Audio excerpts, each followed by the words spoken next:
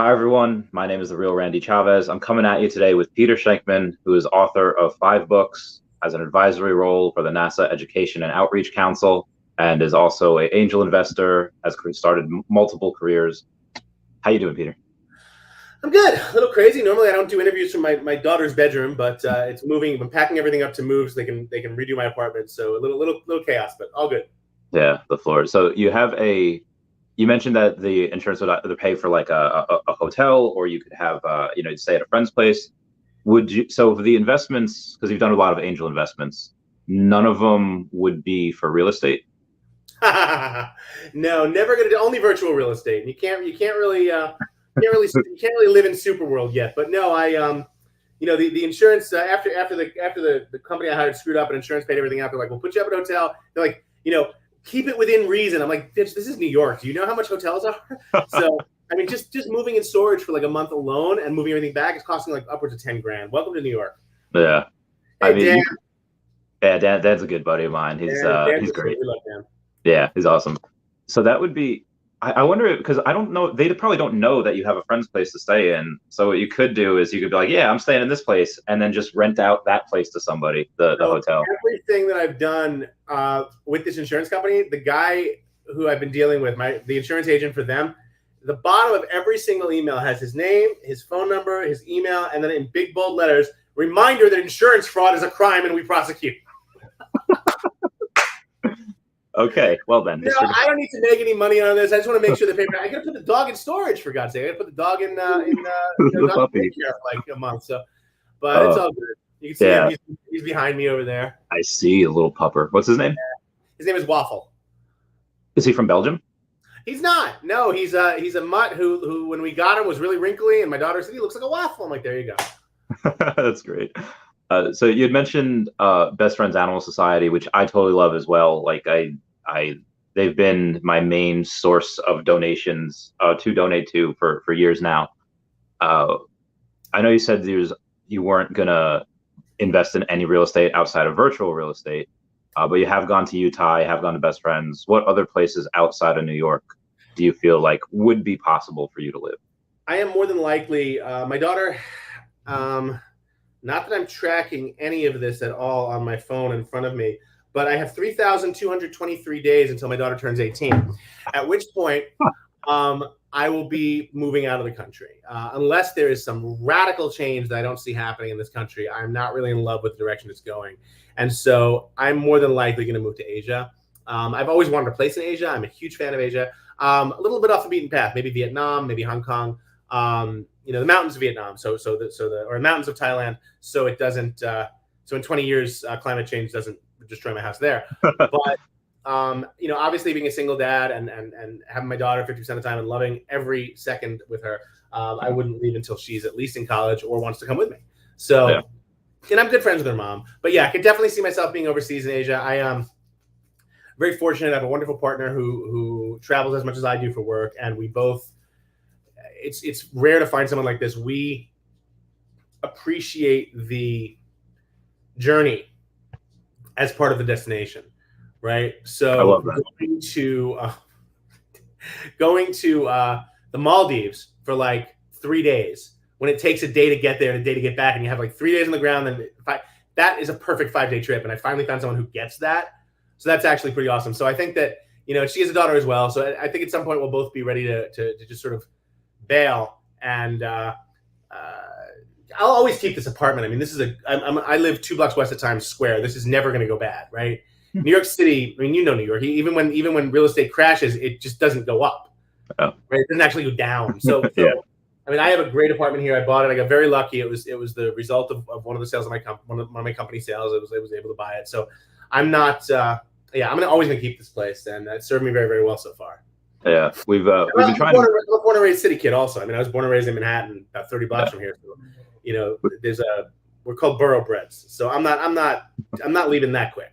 Yeah, no, we've been trying to get together for a little while. We'll do that now that you're back from Hawaii, I think it was. When you had mentioned you would only buy virtual real estate, are you into Earth 2 or Sandbox? Are you? So I own some Earth 2. I bought Earth 2 about a year and a half ago. My trainer of all people mentioned Earth 2 for me to me. So I think I own about 3 plots in Earth 2, and then I own about 16 plots, 18 plots in Superworld. I got really into Superworld when it first launched. I actually took the profits I made from how was it, the Constitution DAO. Oh, the money I nice. made from the Constitution DAO bought me all 16 plots in Superworld. That's so great. I own about 25% of Times Square. I own the United Lounge at Heathrow, United Lounge in Narita, the United Lounge at Newark, and I own my high school. I own the bridge at my university, and then I own the block my ex-wife lives on, because if this thing does ever take off and people start putting ads in the real world, I want her to look out every day and say, "Oh, great, there's my ex." Because I will advertise the shit out of that just because that's who I love her to death, but I am that petty, so that'll be good. That's so great. I wish I had Times Square in Earth 2. That when I first got into it, I'm curious if your trainer ever watched me, because that's what how I got partnered pretty much with YouTube, was by talking about Earth 2 a lot. Yeah. When I had gone in December of 2020, American tiles are already like $1.25, and everything else was like 10 cents. So I was like, oh, that's too much, and I messed up. And then, class 1 are like $60 a tile now. Well, it's funny because I bought a handful, and the thing, I mean, I got offered 5 days after I bought 1 plot in Times Square on Superworld, I got offered like 5 times the price for it. I'm still holding them. I haven't even logged in a while. Logging in requires making sure that my ledger key is with me, and I sold a lot of my crypto right before the crash, right as the crash started. So I got lucky in that regard. But yeah, so I'm holding them. I'm a big holder right now. I'm holding a lot of stuff, and I'm just I find that the older I get, the easier it is to not think about shit. Like I remember when I was in college, and like one person would say something bad about me, I'd think about that like nonstop for like 3 months, right? And now I just don't give a shit. Yeah, I own these things. Great. I'll look at them again in 6 months, and we'll see what happens. Yeah, it's definitely easy to develop thick skin when you're in the spotlight, when you have people say bad stuff about you all the time, and it's like, okay, whatever, doesn't matter. And again, maybe one person I'll give a keynote, 10,000 people. One person will be like, well, I thought he spoke a little too fast, and you used to be like, that's it, I'm ruined. I'm never gonna do anything. you learn to get over that stuff real fast. So what are your hopes and concerns about the metaverse, about Web3, virtual real estate? Do you think we're developing too inward and not the right way, like not looking inside ourselves, but developing going to the micro? So you got to understand my background. To understand my answer, you first got to understand my background. I was one of 3 founding editors at the newsroom in America Online. Back in 1995, when AOL was the internet, my first job out of college, I was hired to help found the newsroom at AOL. No fucking clueless what I was doing whatsoever. And none of us did. And we went and we tried something. If it worked, we did it again. If it didn't work, we didn't do it again. And that was how I learned. And I left AOL. And when I left AOL in like 98, 97, everyone was like, oh, we're gonna. They were doing they were taking ad campaigns on AOL at a great price for 10-year ad campaigns, right? AOL was locking in advertisers for 10 years at like $100,000 a year, whatever. Oh, it's a great deal. Not too great by 2001, right? And then by 2000, I had launched a PR firm, and I was a .com PR firm, and we were running. We were handling PR for Napster, Juno, AOL, all these, great .coms, then a bunch of horrible .coms, like virtual pet cemeteries and all this. But if we didn't take the money, they'd go next door and someone else would take the money. So, but I feel like to bring this, it's sort of a long way of coming back to my answer here, which I feel like we didn't learn shit. We're doing the same fucking thing. We're making the same fucking mistakes again. But you can recognize them now. Well, yeah, I know I'm not the smartest person in the room. You'd think a lot of other people would recognize them too. People who are a lot more powerful than me. I mean, I watched the rise of Ethereum. I watched the rise of Bitcoin. Bitcoin is $70,000. The concept of the concept behind Bitcoin, the blockchain. I love that shit. Bitcoin is $70,000. Give me a fucking break. I'm watching this. I'm like, oh my God, this is gonna hurt. For those who don't know what I'm talking about, Google something called theglobe.com. Mm-hmm. Read the Wikipedia page on theglobe.com, one word. It was a site that was like a poor man's GeoCities. It launched. 6 months later, they had like $100 million in finance. They went public. They went public at like $20 a share. That stock opened at $120 a share, and within 3 days, it was bankrupt. You know, that kind of bullshit, right? Where like three people. I mean, I remember the guy who was the investor in. You see all these companies now, Gorillas and Getter, and all the companies are doing like 15-minute delivery. There was companies like that in 2000 during the dot-com boom. Urban Fetch was one. Cosmo and Urban Fetch were the two big competitors. And I remember the investor, the lead investor in Cosmo, knew that they were going to go bankrupt the next day and told his wife, "Rent as many DVDs as you can tonight. We're not going to have to give them back." Right? So that's literally where, you know, and so I look at some of this stuff now and I'm like, there's so much, and this is what kills me, man. There's so much promise here. There is really so much promise. There's so much shit that can be done and done better. You know, COVID, for as horrible as it was, really launched us into this realm of understanding if Zoom is the platform that launched us, Zoom will pass by. Zoom's not going to be around forever, right? I mean, you're using StreamYard. There's tons of other stuff. There's Nowhere I've been trying a couple of meetings in Nowhere.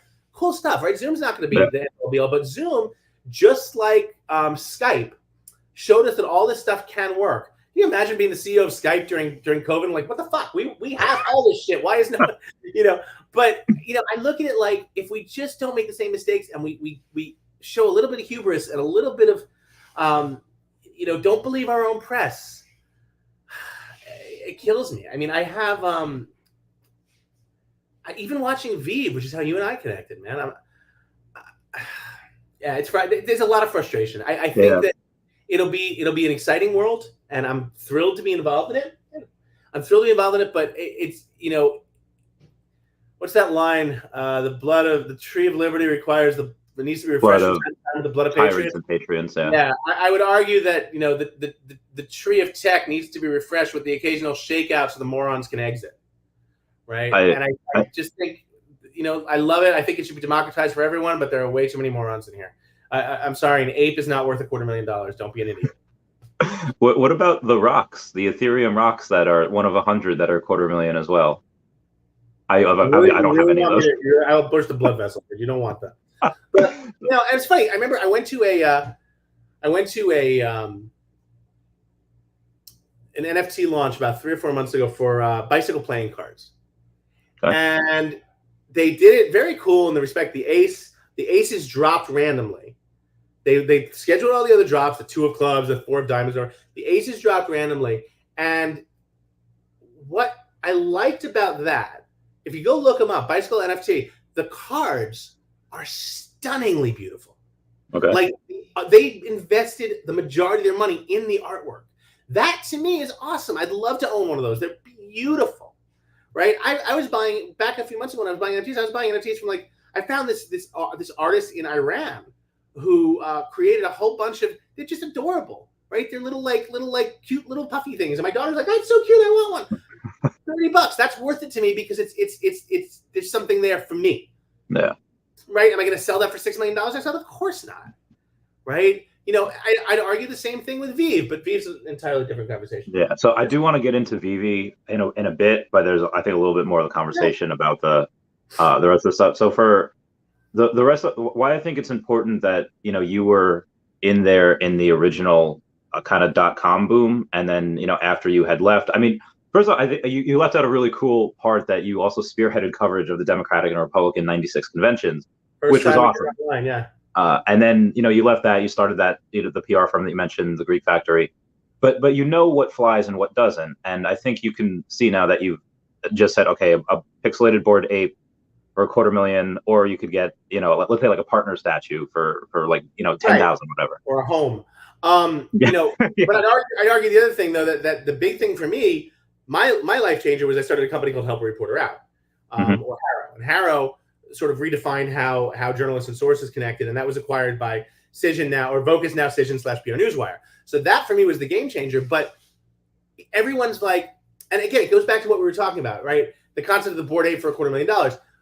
I didn't build. Everyone's like, oh, this is incredible technology. I'm like, no, like, but you sold it for millions, right? Well, what'd you sell? An email list. I literally built a list of 250,000 journalists and 2.5 million sources who trusted me and would use the email every day to get coverage in the news, to find sources, and I did it for free. And that's what always, I always go back to that. I didn't redefine pi. I didn't create, a new form of space shuttle. I took something that existed, email, and figured out a way to connect two different groups of individuals that needed to be connected, right? And I did it in just under 3 years, and that became, I mean, granted, it was 20 years of me being me, but in 3 years, I built this thing, and it was acquired. It's the same reason that companies I invest in now, my angel investing, I don't invest in the flashies. I'm not an angel in Uber. I'm not an angel in Seamless or anything like that. Grubhub. I'm an angel in several companies, the majority of which power those companies. Right. I'm a first round friends and family in a company called Namely, which is the largest HR platform for mid-sized businesses. So you have a business, you have 500 employees, 1,000 employees. You don't want to hire a PR, an HR team, an HR, group. Everyone who joins your company gets a seat on Namely's platform, branded to you, and now you have health insurance, you have medical, you have dental, you have days off, you have time tracking. Show me one company in the world that does not need that. Right? So I'm a big believer in finding. I mean, look, the cool stuff looks cool. I'm not gonna lie. My secret rare Spidey is cool, right? But long term, I'm looking at the stuff that is going to be useful, that people are going to need, that always winds up coming back to be helpful and never really goes away. You're never going to see HR go away. It'll transform. Yeah. Like it did, from a guy behind a desk to a team to, HR used to be called personnel, right? So, things change, and the concept of how they work change, but you're never going to find a company that doesn't need HR. So would you say things that'll always be useful? Would you invest in companies like Johnson & Johnson that has everything that people are always going to need, and shampoo and toiletries and hair products, or like Home Depot and Lowe's, because people are always going to? Yeah, look. So when I sold Help Reporter out, I've had the same financial advisor for like 20 plus years, and guy's younger than me, like a couple years younger than me. He treated me, when I first started with him and had like $1,000 to invest with him, he treated me just as well as he treats me today, which spoke volumes to me, and that's why I'm still with him. And when I sold the company, we sat down, and I'm like, yeah, I want to start angel investing. Okay, here's what's going to happen. He's like, I know you, and I know your ADHD brain. I know how you work. I am taking 95% of the money that you made from this sale, and I'm holding it. I'm investing it in things that are, long term. I sold it like 11 years ago, so I was like 38. He's like, this will be your retirement. This will take care, if you ever have kids, take care of your kids, take care of whatever. He's like, 5% of it, I'm putting in an account called Peter's Playground. You can do whatever the hell you want with that. But if you blow it, you're not getting more back until you have a really good reason. And that was probably one of the smartest things he ever did. That 95% is invested in really strong fundamental companies, right? Very Buffett-esque in that regard, right? Now, that being said, I've done very, very well on some of the 5% of my investments, and I've done horribly. On March 18th or 17th, I don't know, 2020, I was invited to Peloton's launch of their brand new studios on 10th Avenue. And they had an 8 a.m. class and a 10 a.m. class, both for media. And I went to the 8 a.m. class, and we walked in, we took a class, 40 people in the room. I'm like, this is incredible. Walked out of the studios at 9:30. The 10 o'clock class had been canceled. The city had shut down. Oh, yeah. And I remember going home and thinking and calling my guy and saying, put as much of my 5% into Peloton as possible. And I started buying Peloton for like $12. Oh. And it zoomed to like 178, right? So did great on that. Yeah. Sold some of it. Didn't sell anywhere near enough of it. But, so it's fun to play with some of the crazies. There's no question about it. It's fun to play with this. When you're ADHD, it's ooh, shiny. It's not attention deficit hyperactivity disorder, ADOS, attention deficit, ooh, shiny, what's that over there? That looks exciting. Let's put all my money into it. So I've learned the same reason I rarely drink. I don't have one drink. I don't have one slice of pizza. I have 6 drinks. I have the pizza, right? So, I don't run a 5K. I train for a fucking marathon or an Ironman. Exactly. So I've learned those lessons. And so I'm very good at letting people do what I'm very bad at. So for him, I let him invest in the staples and not the company, but the basics, the stuff that we're always going to need. And then I play around a little bit with some stuff I find interesting. But yeah, there's always going to be room for the basics. I had a journalism professor at Boston University who said, be brilliant at the basics. And that rule has driven so much of my life. Be brilliant at the basics. Everything else is cream cheese. I had a very different approach. There was... You said so ominously. Okay, keep going. It's like that episode of Dragon Ball Z where Vegeta goes Super Saiyan. Like, I thought you had to be pure of heart. And then Vegeta's like, I'm afraid there's more than one way to achieve the goal. And it happened to be just going all in on like 4 different projects, each at separate times. One was high-risk lending. The other was Pokemon cards. The other was Tesla. And then this last one happened to be Omi, the crypto that kind of underpins the veve app. I know you have Secret Spider-Man. You probably have a couple of things. I know you, because you got in sometime last year, like before any of the big pumps. And I gotta give props. I gotta give props to Dan Schwabel. He got me in, so I owe, the majority of what I did on veve, I owe to him. Yeah, no, he's great. Did you ever buy any of the Omi token? No. And why not? I'm smart enough to know what I know, right?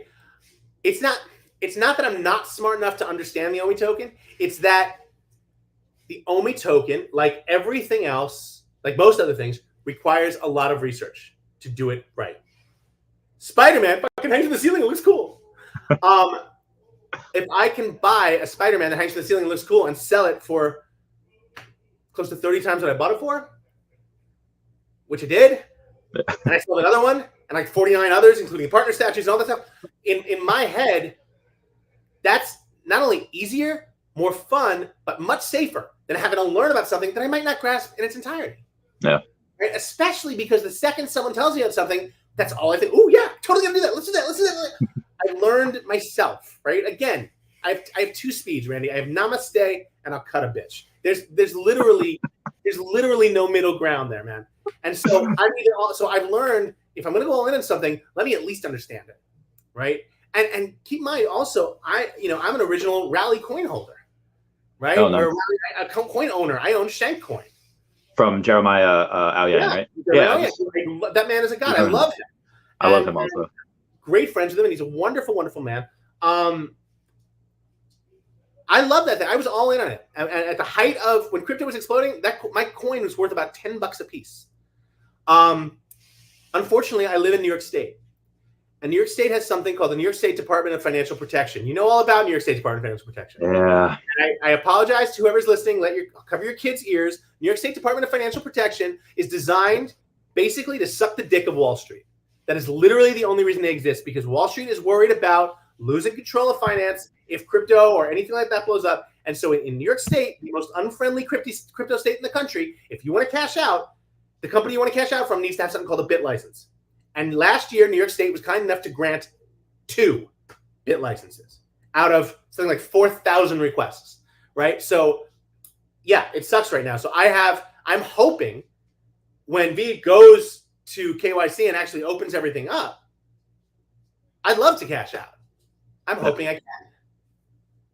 I'm sure. I mean, you could probably do it either, via fiat. I think you can do it in Bitcoin, Ethereum, and worst case scenario, I swipe it right. Worst case scenario, I go to Ethereum and I grab it out of Coinbase. But what a pain in the fucking ass. Yeah. Right. I mean, I look at all these people. There's someone had a coin in Rally. He's like, yeah, I took the profits and bought a Tesla. I'm like, that must be fucking nice. How about that, taking your profits? Imagine making money. And I'm not blaming Rally. It's not Rally's fault. They're doing the best they can with the hand they've been dealt. I have no problem with that. The problem I have is that no one realized, oh, yeah, by the way, you're not able to get that back. And it didn't cost me a thing, but still, it's a little frustrating that this asshole bought a Tesla, and I'm like, okay, I can look at it. So maybe one day. Yeah. No, so you understand investing in Metaverse land. You understand NFTs. Is it? And you obviously have some crypto. You have the Rally coin. But for Omi, is it that you don't understand the connection to veve? You No, don't. honestly, it has nothing to do with that. It's that for me, I really enjoyed buying the Spider-Mans and to me that was exciting. Trying to get in on the drop was exciting. Buying it at a great price in the secondary was exciting. That's enough. I think I'm going to be 50 in August, and one of the things I've learned, I don't say this to sound old, but one of the things I've learned is that have fun. If what you're doing is fun, keep doing that. Right? You don't necessarily have to waffle. Stop doing whatever it is you're doing. You don't necessarily have to do 5 other things just because everyone else is doing them. Yeah. Right? So I've made a ton of money off of my statues. Great. That's fine. It's not that I don't love. I'm sure there's value in it. I know you're heavy into it. I know a bunch of people are heavy into it. Nah, I missed that one. No big deal. Oh, I mean, I don't want to say like you missed it because from all the money I put in last year and this year, I am down like several $100,000. But it's I mean, if we're going off the highs, I'm actually almost down $1 million. Of that kind of hurts. But I know where it's going. I know where this thing. And that's the other thing is that I think that I watched the past 4 months, past 5 months, 6 months, and from November, everything peaked in November, right? And I watched a bunch of stuff, and I watch people look and. What's the number one rule of investing? You invest only what you can afford to lose, right? And I mean, the same thing happened the last time Bitcoin blew up. Is people sort of taking their 401ks, man, cashing them out and at the high, and then they're homeless. It's fun to ride the wave. It's fun to have fun. It's fun to say you own whatever. It was getting a little too weird. I think is a good word. It was getting a little too weird to watch all these people. Oh, it's just a slight dip. I'm putting more in. It keeps going down and down and down and down. It'll come back. If I've learned one thing in almost 30 years of this shit, everything is cyclical, man. All you have to do is see this is no different than where we were in 2001, right? For the dot-com boom, no different where we were in 95 or AOL. You just have to see what they are, and that everything comes back, and there is always time to make more money on this stuff, right? It's just when things happen, just keep an eye on what it is. They'll always be trying to make more money on this stuff. I still, I fully plan on getting and putting more money back into crypto. On the flip side, I took a lot. On the flip side, also, I took a lot out last year, right before the crash, and then because of COVID, I used to travel 90% of the time for work. All of a sudden, I'm not traveling 90% of the time. That's 90% of the money I can't write off. I got raped. I got destroyed in taxes. So. For me, it's just, okay, let's hang on. Let's see what happens. I'll leave something in and whatever. Again, I want it once I know for sure that, I became a virtual citizen of the country of Palau. I paid like $350 to become a digital citizen of Palau, which gives me an ID card, which if I need to KYC and they won't support New York, I can KYC as a citizen of Palau. Nice. Right? The shit we do. But once I know that I don't have to do that. Yeah. Look, I hate everything about what's currently going on in Texas. I don't hate the residents of Texas, but I can't stand what's going on in Texas. And yet, as back-asswards as they are, they're like all in on crypto, and they're letting people do things. I'm like, I don't understand. I'm just grabbing the dog. He's chewing on something. Stop chewing. Yeah, sure. Oh, I love that. Sometimes being so backwards, but also thinking ahead towards the future at the same time. Hey, we're going to be a world that's completely virtual. Women still won't have any rights in the virtual world, but we're going to be virtual. So yeah, whatever the fuck, it's ridiculous. So I've brought this quote up before to a couple of people. It's from Star Wars, I think it's episode 8. It's from Rose. She says, don't kill what you hate, but save what you love. Do you think that there's any part of you that would say like, hey, there's some things that I love and I want to try to save it. Maybe I should run for office. Maybe I think that me being like a congressman or senator or governor, any thoughts of that? I almost feel like you've been put up to asking that question by people I know. The short answer is yes. New York City is a tough place in the respect that if I walked into Chicago, if I lived in Chicago and decided I want to get involved in local politics, I'd fill out some papers and 5 seconds later I'd be an alderman. All right. It doesn't work like that in New York. The only way to start a political career in New York is you have an AOC moment, which doesn't happen often, right? If ever, or the lowest position in New York is community board, right? And school board. And the school board's appointed. Community board, you can be picked, or you can vote in. So New York is tough that way. I could, in any other state, I could start off and work my way up. In New York, and also because of the way my brain works, I find it a lot easier to support candidates I like, who I believe in, who are doing things that are aligned to my interests and working behind the scenes. So I have worked behind the scenes for years now. A lot of it having to do with animal rights in New York City, the mayor's Alliance for Homeless Animals. Very, very big on that. I am on the board of our local dog run. I am the president of the Friends of McCaffrey Playground. So I mean, that's a great story. So but that shows you how my brain works. My kid wakes up as early as I do. So sometimes we're up by 6 a.m. I don't have to take her to school till 7:30. So 6 a.m. we're up. Okay, great. Let's go to the playground and run around. Get some dopamine. Playground's supposed to open at dawn, right? So 6 a.m. it's light out. Playground's still locked. So I bitch about this on Twitter enough that someone from New York City Parks Department reaches out and says, "Hey, why is it?" I'm like, "This is bullshit. Why is it closed? It should be open at 6 a.m. when it's light out." Yeah. Well, it's we don't really have they get to it when they can. It's not a very popular park. I'm like, well, it's my park.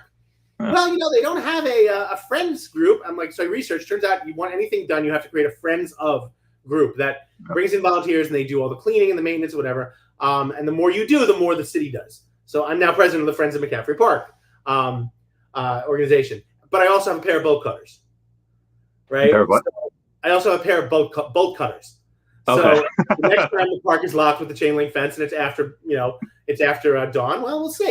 But that to me is getting something done, right? Yeah. Too many people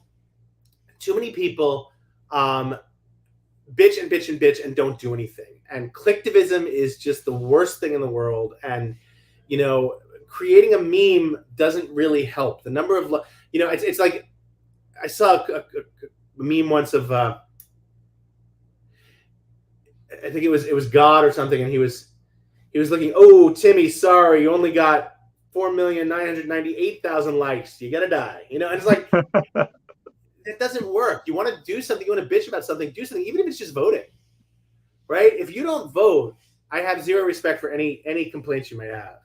Yeah. So to answer your question in the longest way humanly possible, there's a part of me that wants to run for something, but again, New York is such a weird place. Even if I wanted to run for city council, the only way I could do that to have a shot of winning, versus the incumbents who are always here, is I'd have to go and rent an apartment in East Harlem. And use that as my main address and get elected in that area. And that's just, I feel like it's not real. It's cheating. And I don't want to start off, if I were to start in politics, who the hell wants to start off like that? Yeah, that's a good point. So at some point, yes. Right now, I'll keep donating to causes that I know do good things, and I'll keep trying to use my. When I sold Harrow, someone asked me if I wanted to start a nonprofit. I said absolutely not. They're like, why wouldn't you give back? I'm like, no. I'm going to give back. I'm going to donate to nonprofits that know what the fuck they're doing. I don't know how to fucking start a nonprofit. Yeah. Give me a break, right? Yeah, Waffle's a good boy. We like him. Kisses? No kisses? Okay. One of the issues that I know I'm going to run into is like the reason for like doing things I do, going all in on OMI and making a lot of money is for the conservation of land for animals, specifically endangered species. And I can't really find a good quality right now charity that does that and does it well. And I would have to start one myself if I'm going to do that, because right now the most endangered species are in like Madagascar and like Indonesia. So I'm going to give a plug. HERD, Herd. Herd is a nonprofit in South Africa that works with elephants. Okay. And they work against poaching and they work against endangerment. I met with them when I was on safari about 3 months ago. On safari to look, not to kill, I should preface. And I was blown away by how good they are. HERD. Just Google them. Google Herd. I just wrote it down, so it's a great way to start. It's a great way to start. Okay. But yeah, I mean, I think that it's funny. The logic being, so I heard that Bezos' ex-wife split with him and got like $44 million, right? Or $44 billion. And then donated 22 billion of that her first year as a divorce. And with the economy is now worth 55 billion, right? I feel like when you're worth 55 billion, you can basically hire the best conservationist, nonprofit runner, whatever, and just create the world's best nonprofit. But there's a level at which you cannot do that. There's a level you have to aspire to and get to before you can do that, which is, again, why I don't want to start a nonprofit, because I'm not there yet.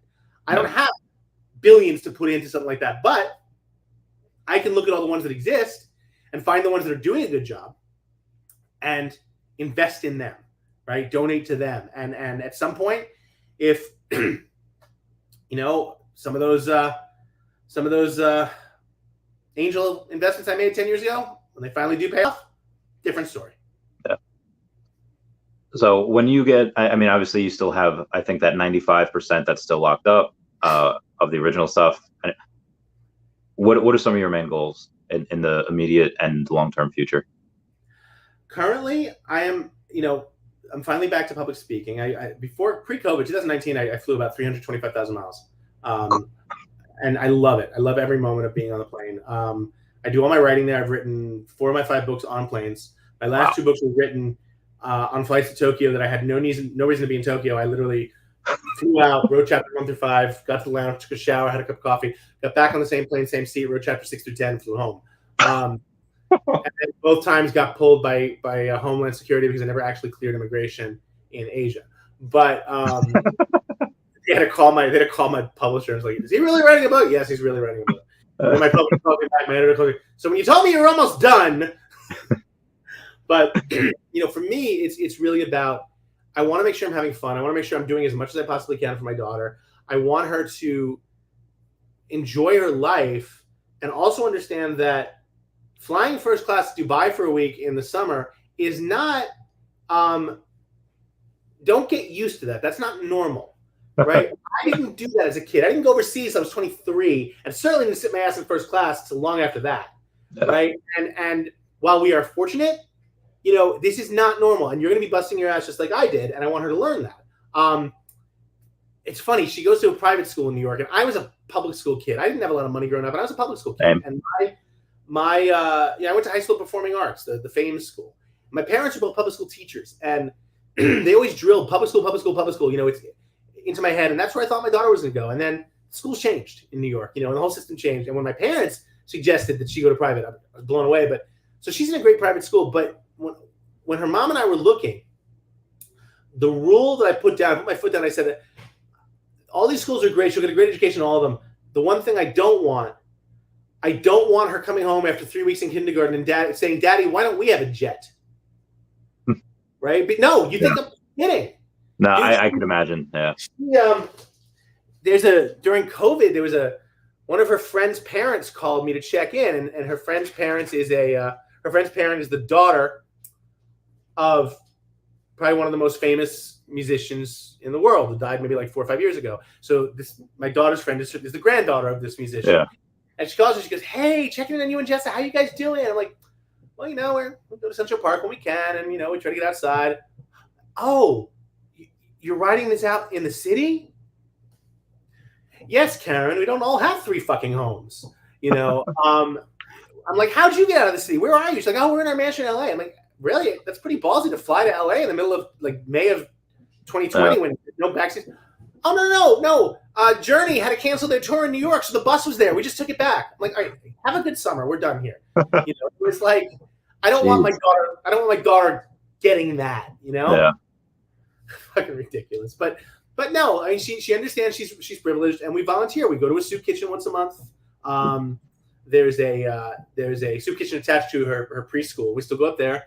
We do work there. We go to I'm on the board of this dog park.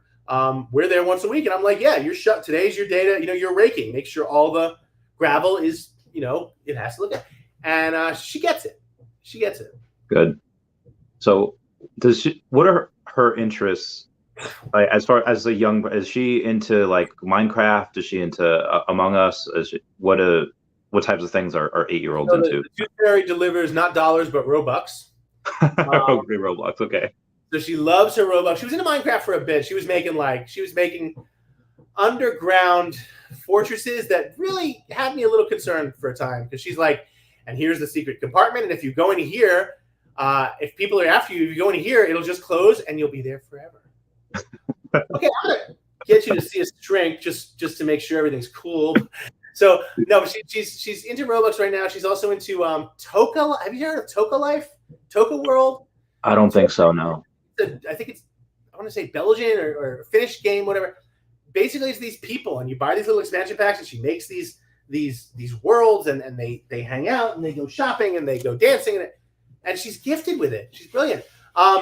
She also sings. She's very, I mean, she comes from my family, and my family's very musical. My dad's a Grammy nominated musician. My mom was Broadway. I was Broadway. So she comes from that stock. So she performs when she's not on her iPad, and she's done performances on stage already, and loves that. And she's outdoorsy. She loves swimming. We just got back from, she loves water slides. So, yeah, typical 9-year-old kid. But it is, we've definitely put down rules as to when you can and cannot use the iPad. That goes without saying. Okay. So I when I was in last place I was living at, my friend Mark, his daughter was not around your age. She was a teenager, and same thing, you know, Roblox and a lot of other games that look like they'd be in the metaverse if they were. Yeah. But you could play with other people from all over the world, and I kind of love where that's going. Yeah. I think that's one of the things that, you know, there is definitely what I like is there's more real world value in some of the games she's playing than there was when I was in school, because I still haven't used 2x plus 2y equals 2z yet, but I would kill, you know, it took me 10 extra years to learn how to balance my checkbook. This kid is, you know, oh, well, I get 800, if I get 10,000 Robux for my birthday, I know that could buy me X number of this or that or this or that. Yeah. And she's a little like airport money conversion stall in her, you know. I love that so much. So I love that she's doing that, and she's smart. She learned her lesson. She traded with someone on Roblox for something, and it was a shit trade, and she got fucked by it, right? And lost a rare, super rare, whatever. And she's miserable. Okay, what do we learn from this, right? Let's talk about this. What did we learn? I'm like, and you know, let's be thankful it was maybe $20 worth of Roblox versus when I was in the 80s growing up and I went to Times Square to try to buy smoke bombs and lost $100, right? So, you know, it just is what it is. The technology changes. Oh God, the stuff that we used to do as kids are so illegal now. Like, did you ever make like a chlorine bomb? Like one of the, yeah, they like, you get like Department of Homeland Security be called on you now. You did so I can tell you this. Back in the 80s, there were no cameras there were always cameras in the subway, but they mostly didn't work. There were never cameras in the tunnels. You ever see Ghostbusters? It was Ghostbusters 2 where they go into the 2nd Avenue subway. It's escaping me right now, but yeah. Okay, well, they go on the 2nd Avenue subway. Until like 3 years ago, the 2nd Avenue subway wasn't a thing. But the tunnels were always there because it was a thing in the 30s. Dude, we were fucking hanging out in the 2nd Avenue subway after school. That's where we'd go. We'd literally go sit on the tracks and we'd hold picnics, and we were on the High Line before the High Line was the High Line, because you could climb up a fire escape on 17th Street and jump 2 feet, and boom, you're on the High Line. You're walking around. I mean, and that's the funny thing. I was the world's biggest geek. I was a complete dork. Even going to high school performing arts, I had no social graces. I had no game. I had no social acuity. But the one game I did excel at, because I was a dork, we used to play a game my senior year of high school called How High Can You Get? And it's not at all what you're thinking. What it was, we would come into school, like 5 of us, all of the geeks. We'd come into school one day, like on a Friday or on a Thursday, and usually a Wednesday or a Thursday, and we would be wearing a suit. And when we got into school, we'd have one of the guys who would not be on the mission and would give us our missions. And our missions were to go to an office building somewhere in Manhattan and get into a meeting. That must write have been down amazing. with a notepad. We didn't have cameras. We didn't have laptops. Write down with a pen and paper what they were talking about, and then try to figure out what it was, what the company was, whatever. No one checked you in the 80s. You could walk into any fucking building you wanted. You know, if anyone's in there, oh, I'm a marketing intern. Okay, Randy, I can't prove this. All right, so I'm just going on record. I cannot prove this. I literally have No way to prove this whatsoever. I can tell you the timing lines up. I can tell you the location of the building lines up. But you're going to have to take my word for it. I can't prove this. But I believe, with all my heart to this day, I believe I was in one of the final meetings of the RJR Nabisco merger. I really believe that I was. And it wasn't How did you find out? Like, how did you know? The gate came out that I was watching this. I'm like, holy fuck. And everything, so the names and the location and the timing, everything started to make sense. The building was at the base of the FDR Drive, and that was the building I had. To this day, I swear I was in one of those meetings. Wow. So what did you learn? Like, what were the things that were going on? What were people saying? Like, do you still have the notepad? No, it was fascinating to watch, though, because you'd watch. I always went and tried to figure out. I looked for the quiet person in the room, because if there was someone in the room who wasn't talking, it meant one thing. It meant, or two things. It meant either he was a nobody, or he was feeling everyone else out, and when he spoke, he was going to lay down some knowledge. And more often than not, it was the second. And that taught me a lot, because as an ADHD kid, undiagnosed ADHD, until my mid-30s, I was just always sit down and disrupting the class, right? And watching these people, I'm like, holy shit, the guy who shuts up usually gets more, right? And that brought me to the whole concept of, if you're the smartest person in the room, you're in the wrong room. Yeah. Right. So, I mean, looking back on it now, I mean, I wasn't smart enough to learn all the lessons I could have learned back then. It was just fun. Yeah. It was fun to see if you get away with it. And, you know, we'd come back in the next morning into school and be like, oh, I did this. There were no cameras. There were no shit. Dude, I'd be in fucking jail right now. Are you kidding me? I'd still be serving 20 to whatever. Now you definitely can't run for office. They're going to use this interview. You get a call from like your attorney. You need to private that interview. Peter, like, yeah, it's fine. It was good times. Though. Growing up in the 80s, I'm a child of the 80s. I was 8 to 18 in the 80s. And let me tell you, there'll never be a decade like that again. Oh, so how do you feel about Stranger Things, that they kind of bringing us back there?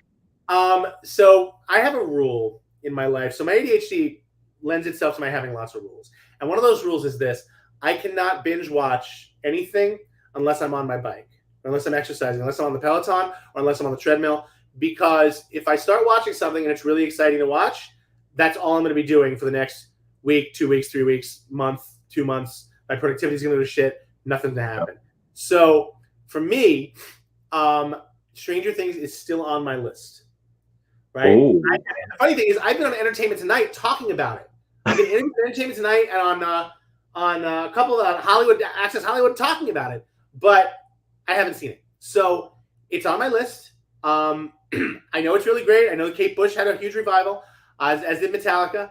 But you know, for me, I'm currently on the bike in the mornings. I'm currently on Tokyo Vice, which is an amazing show, based on a true story. And the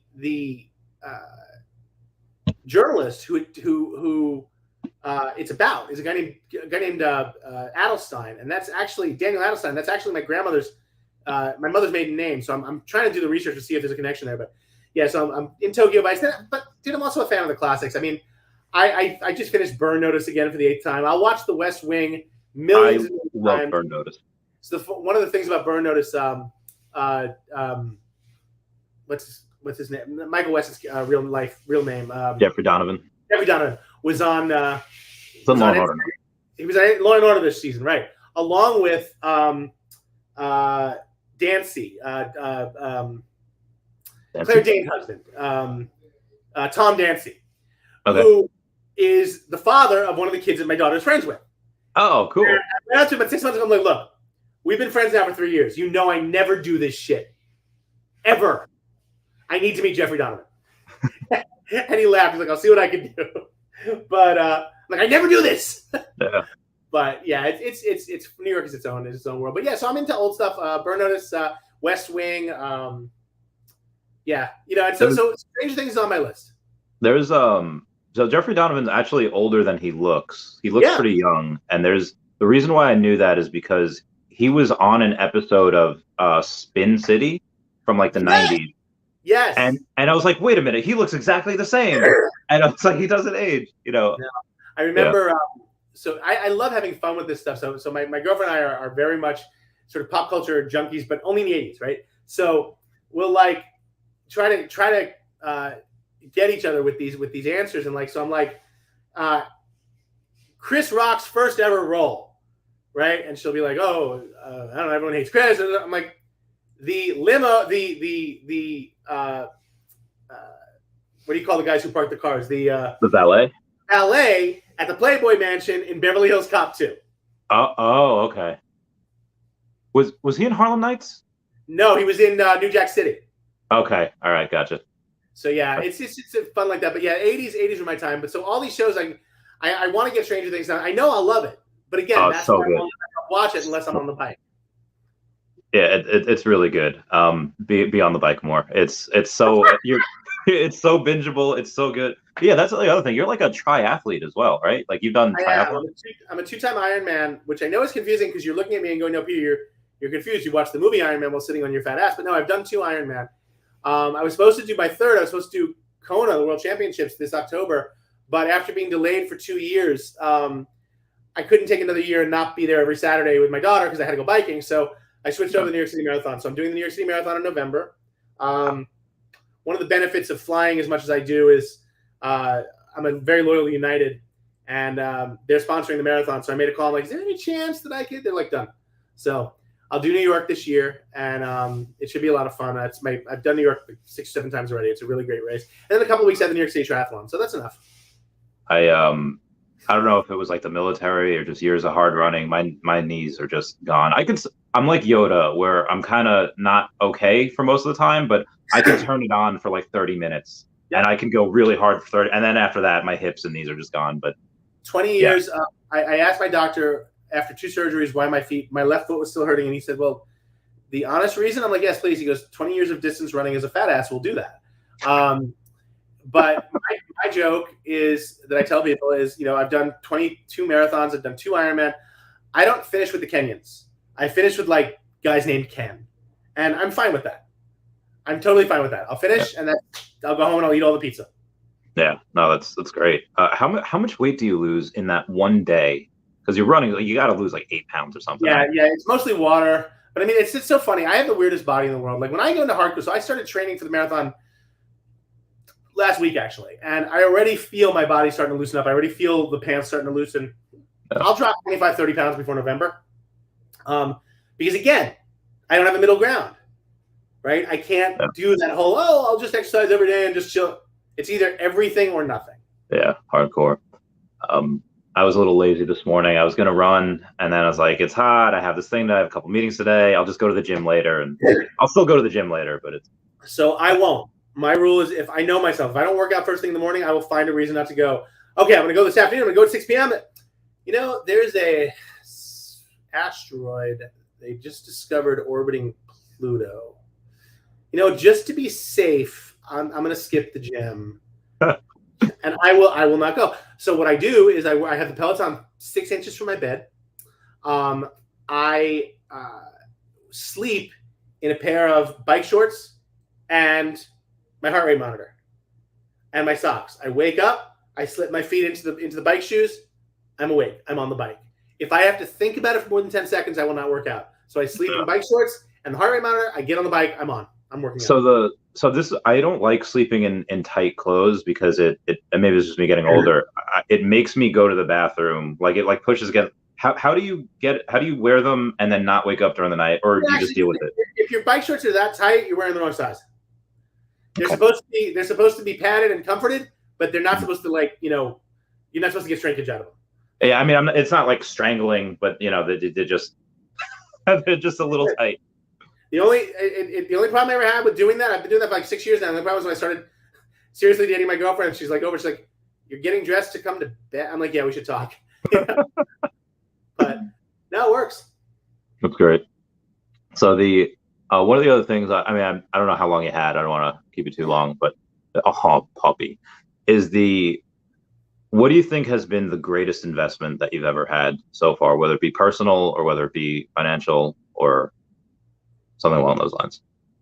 I mean, buying Peloton the day that lockdown started was a great one. There's no question about that. But I'm an investor in, like I said, a handful of angel startups, some of which are going on 10, 11, 12 years, and they will blow up. I have no doubt. I'm a first round in the largest video creation company for YouTube for businesses. Namely, which is my HR play. I'm a very tiny percentage of Scotty Vest, where if you are anything in tech, you know what Scotty Vest is. It's the clothing with the million pockets run by the guy's named Scott Jordan. He's very public about having his fights with Mark Cuban and everything like that. He's been on Shark Tank. My favorite story about him, and I love him to death, my favorite story about him is before he went on Shark Tank, I sat him down and I'm like, look, some PR advice. They can edit whatever they want, man. So don't be a dick. Just, go on, be nice. And he goes to Shark Tank and he calls, he says, well, I got to call Steve Wozniak, who's my advisor. And Mark Cuban says, okay, tell him I said hi. And so he leaves the room and he comes back in and he goes, so I called Steve. Mark, you say he doesn't know you. And I'm sitting in the back going, fuck. And then he goes, yeah, I've decided that all your offers are horrible, so I don't need any of you. So I'm leaving. And it's the first time, a candidate ever walked out of the Shark Tank. And he has this huge party for the launch of the episode and in New York at a hotel. And we're all there. And I'm standing there like this. And that happens. And the screen fades to black. And everyone's looking around. I do one of those things like Stewie when he looks at Brian after says, remember I told you had one fucking job? What's the one fucking thing I told you that? I'm so angry at him. But no, it's a great company, Scotty Vest. I've been wearing the clothing for 20 years. So there's some loyalty love there. So yeah, look, I'm gonna keep speaking, keep consulting, keep doing my thing. I'm having a lot of fun. I'm at the point now where my keynote fees, if I do 3 keynotes a month, I'm good, right? Which means a lot of time to walk my daughter to school and back from school. We have a scooter. We scoot to school. I have 2 scooters. One's a Hobie, which is perfect. It's 25, 30 miles an hour. And then for whatever reason, I saw a review of something called the Wolf King GT. Absolutely no reason whatsoever why I should have a scooter that tops out at 61 or 68 miles an hour, but I do. And it has 2 engines. It has 2 motors on it. I have not engaged the second motor yet. I just won't. It is literally so dangerous. But having a lot of fun with that. We scoot to school. I pick her up. It's fun. It's fun. Jeez, that's so dangerous. That's so fast. In New York, growing up in New York City, you keep your eye on a swivel. You keep your head in a swivel. You learn. It's not. First of all, I'm not going 70 miles an hour on a scooter with my daughter. Right? We max out at maybe 15 miles an hour. But the key to survival on the scooter in New York City is staying out of the bike lane, because the bike lane is where you get hurt, because you have idiots walking on their goddamn phones, not looking up, and you either have to lay the bike down or slam into them at 20 miles an hour. So I've had to lay the bike down a couple of times. So I just go in the street. I can hold my own against any car. Just don't be stupid. I'd rather slow down and live another day than try to make a light or whatever. Yeah, no, that's a good point. So anything else that you want to tell the audience before we bounce? Before we just talk about my entire life, I'm at Peter Shankman on all the socials. You can get me anywhere. If you're in New York, if I'm traveling where you are, I love meeting people for coffee. I'm always happy to do that. It's a lot of fun. I really do have a nicer office than would look like my daughter's second bedroom. Once the floors are redone, we'll do this again. But no, man, I'm a huge fan of what you're doing. I've learned a lot from you, and I appreciate you having me on, man. It's a great honor. Yeah, of course. I'll just have you hang on for a little bit after I end this, just a little bit. Everyone say bye-bye to Dashy. Bye-bye to Dashy. Bye-bye, Waffle. Okay. Bye, Waffle. Oh.